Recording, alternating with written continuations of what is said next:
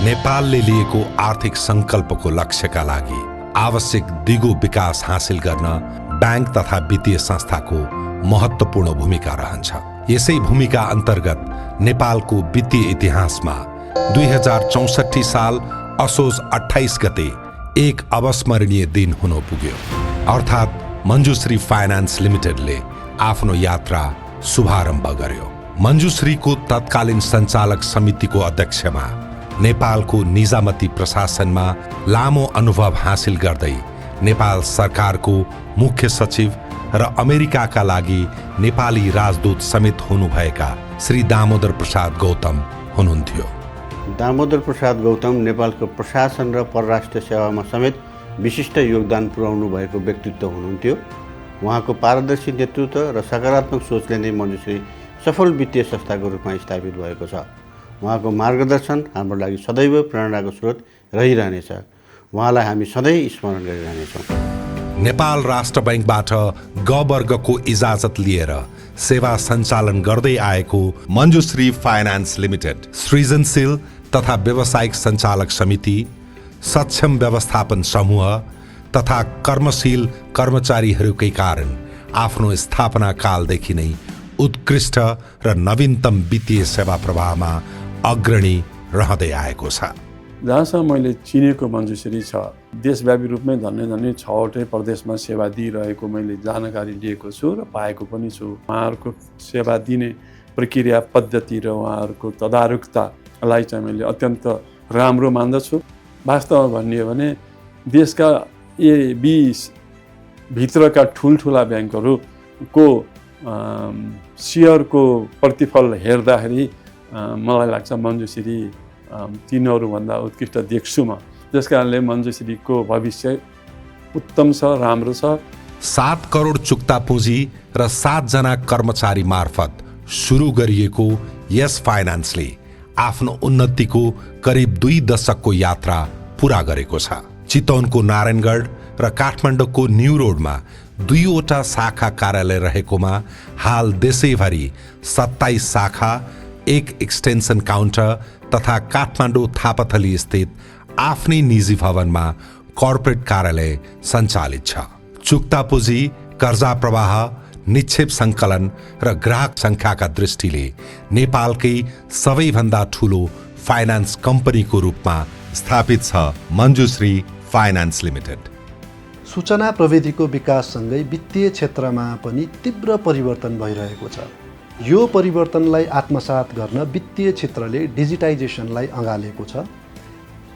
यही आवश्यकतालाई मनन गर्दै मञ्जुश्री फाइनान्सले आम नागरिकको सहज वित्तीय पहुँच स्थापित गर्न डिजिटल ब्याङ्किङ सेवालाई उच्च प्राथमिकतामा राखेको छ।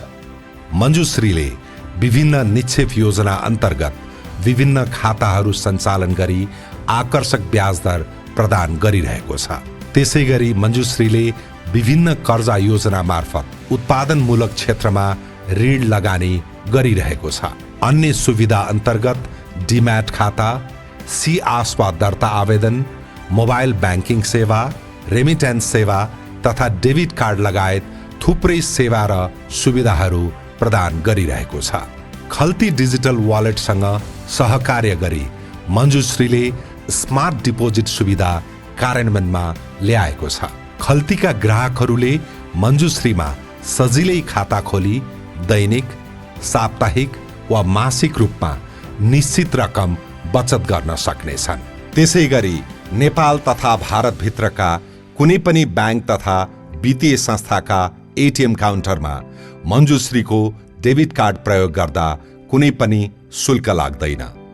विगत 5 वर्षदेखि मञ्जुश्री फाइनान्समा आर्थिक कारोबार मैले मोबाइल ब्याङ्किङबाटै गर्छु र यसको सुविधा लिइरहेको छु र यो मोबाइल ब्याङ्किङको कारोबारले चाहिँ मेरो समय पनि बचत भएको छ र मैले सबै पाउने सुविधाहरू एकदम सर्वसुलभ तरिकाले पाएको छु र मञ्जुश्री फाइनान्सको सेवाबाट म पूर्ण सन्तुष्ट छु। मञ्जुश्रीले उपलब्ध गराएको विभिन्न कर्जा सेवा र कर्जा कार्यक्रम मार्फत कयौं सौ उद्यम, उद्योग र व्यवसाय सञ्चालन भइरहेका छन्, जसले सानै रूपमा भए पनि आर्थिक समृद्धिको अभियानलाई सहयोग पुर्याइरहेका छन्। मञ्जुश्री फाइनान्ससँगको सहकार्यतामा हामीले यसमा भवानी कृषि तथा पशुपालन फार्मले कृषि लोन लिएर चाहिँ दैनिक रूपमा 200 लिटर दुध उत्पादन गर्दै र अहिले 600 लिटर दिनको उत्पादन गर्न सफल भइरहेको छौँ र साथसाथै यसमा हामीले सुरुवाती अवस्थामा 4 जनालाई रोजगार प्रदान गरेका थियौँ भने अहिले चाहिँ हामीले 8 जना प्लस दैनिक ज्यालाजारीमा 4 जनालाई रोजगार दिन सफल भएका छौँ। यो सँगसँगै मेरो आफ्नो व्यक्तिगत मेरो बच्चाहरूको शिक्षा स्वास्थ्य घरमा बुवा आमा हुनुहुन्छ उहाँहरूको स्वास्थ्यसँग दैनिक चल्ने गुजाराहरू चाहिँ यहीबाट नै चलिरहेको छ। यसमा म खुसी छु, मञ्जुश्रीसँग जोडिँदा चाहिँ धेरै खुसी छु। मञ्जुश्रीले प्राप्त गरेको उपलब्धि यही समाज मार्फत नै हासिल भएको हो। यो तथ्यलाई मनन गर्दै मञ्जुश्री सामाजिक उत्तरदायित्व निर्वाहमा सदैव प्रतिबद्ध रहँदै आएको छ।